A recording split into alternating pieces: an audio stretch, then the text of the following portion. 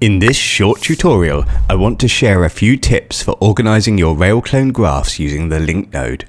First, you may not realize that you can double-click anywhere on a wire to add an anchor. Even this simple trick can make complex graphs much easier to read.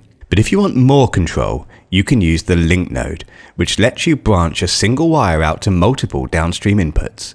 For example, here you can see a segment feeding into several generators and inputs. By adding a couple of link nodes, we can immediately make the structure of the graph much clearer.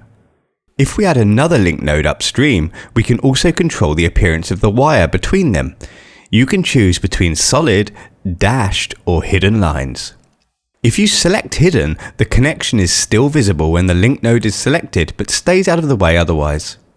You can also switch the link node to a simplified display style if you want to reduce visual clutter even further. The default style can be set in the preferences, so any new link node you create will automatically use that format. We've also recently added the ability to batch edit link node styling.